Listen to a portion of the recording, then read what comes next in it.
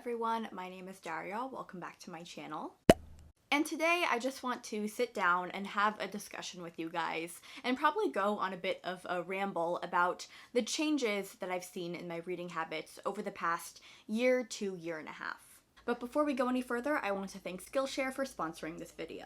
Skillshare is an online learning platform with thousands of classes made for creatives like you and I. Are you hoping to develop a new skill? Are you looking to deep dive into a long-lost passion? No matter what, Skillshare is the place for you. There is a wonderful and broad selection of topics to choose from. You can take classes in anything from illustration to leadership and management. I recently took and absolutely loved Holly Coley Murchison's class entitled Creating Your Dream Career, Uncovering and Applying Your Creative Strengths. There's lots of self-reflection. For example, at one point you go through this exercise where you look back on your past and look for patterns there. For example, I have always loved storytelling and collaborative work, and that's something I've loved since I was young. It's something I still enjoy doing today, so that is something that I would like to incorporate into my dream career. I definitely emerged from that class with a much clearer picture of what I want for myself, both personally and professionally, in the next year. Skillshare is a curated space made entirely for learning, which means that there are no ads and they are constantly putting up new premium classes.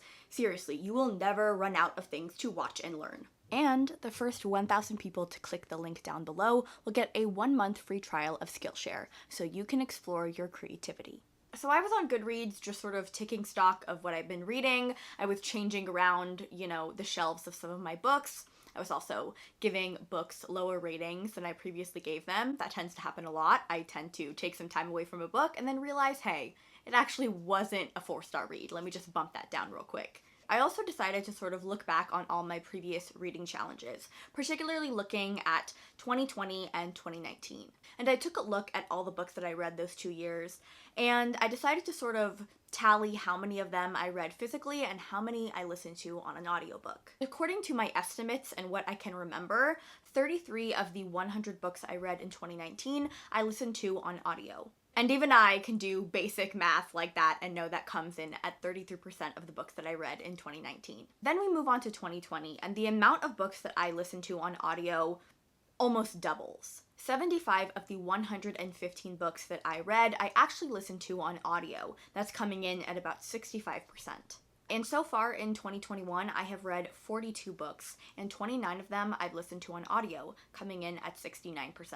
And I've been thinking about this a lot lately. I've really been taking stock of my reading habits, and just sort of wondering why it is that I gravitate to audiobooks more so than physical books. And it really comes down to 2 major reasons. The first one being convenience and my schedule. In the past year, I've taken on a job that demands a lot of me, both mentally and physically. I'm also a full-time student. I love to learn, and if I'm being totally honest, I ascribe way too much of my identity and self-worth to being a student.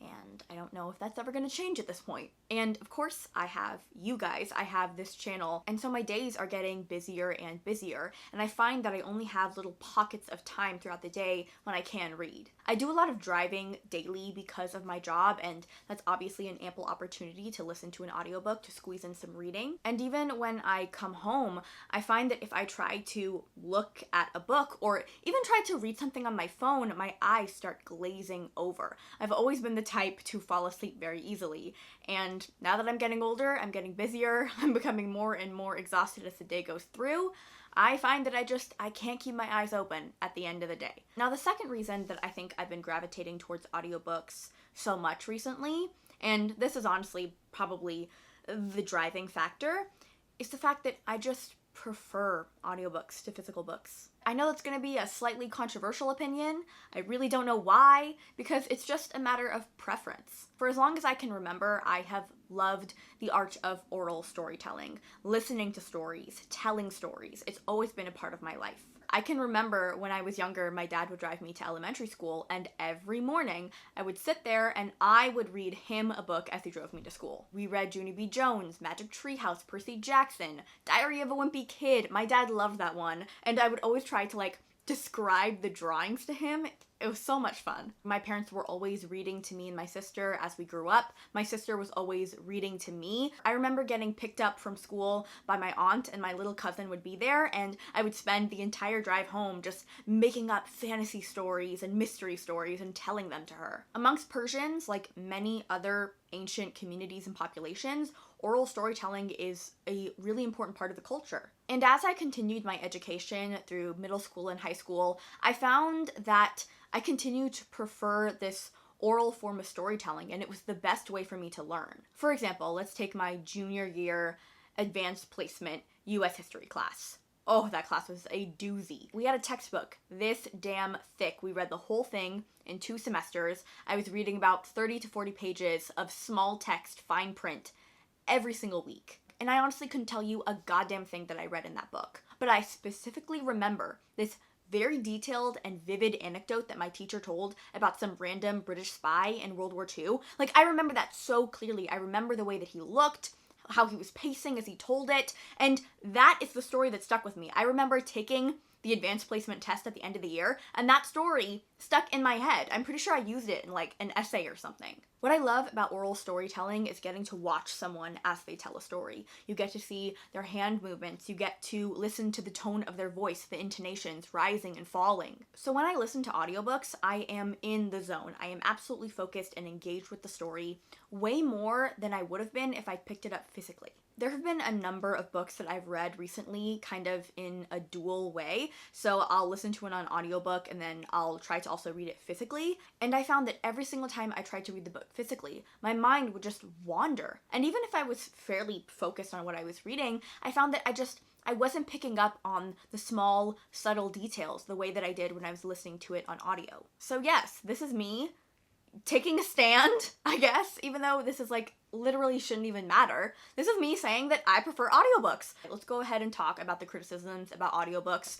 We literally have this conversation on book Twitter every 2 to 3 months. I can't stand it. I'm begging you. Just stop. Because whether you like it or not, audiobooks are becoming like the premier way that people are consuming stories these days. And I love that. First of all, it's just like, it's incredibly ableist. And second of all, oral storytelling, listening to stories, that is the original form of storytelling. It is an ancient tradition that came before the existence of the written word. So,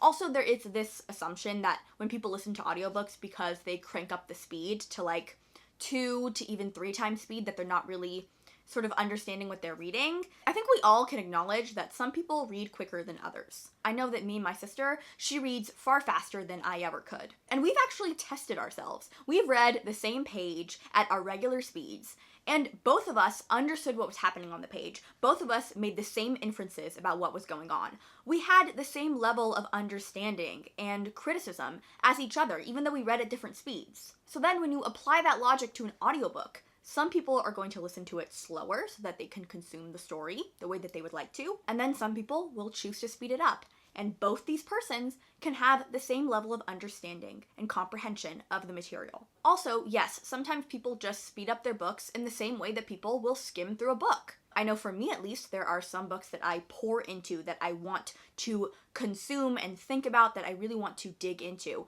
And there are others that I read, you know, they're lighthearted, they're fun, I'm not really totally invested, but it's a good time. So yes, I may speed up that fun, lighthearted read quicker than I would another book.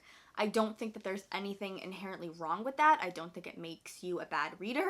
I don't think that it's anything that we should be criticizing one another over. I guess I ultimately just will never understand the criticism of audiobooks because I acknowledge that people consume material in different ways. Some people are visual learners, some people are auditory learners. All of these ways of learning are totally valid, just like all the modes of reading are totally valid, and everybody has their own unique way of doing it. As long as people are consuming stories and having a good time while doing it, whatever mode they do it in doesn't matter to me.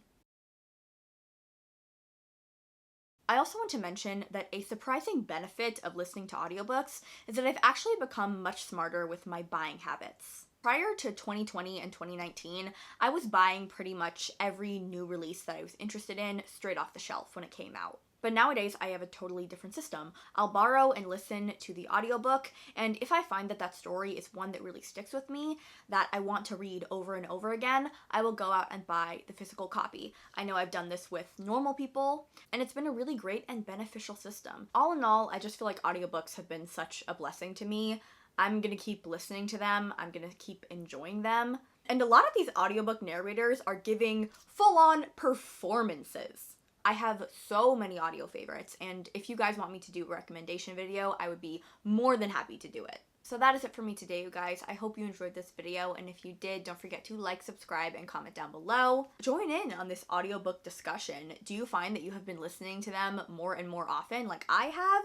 Have they taken over as your favorite medium for consuming books?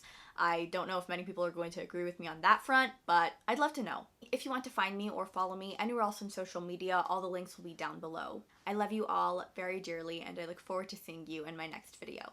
Bye!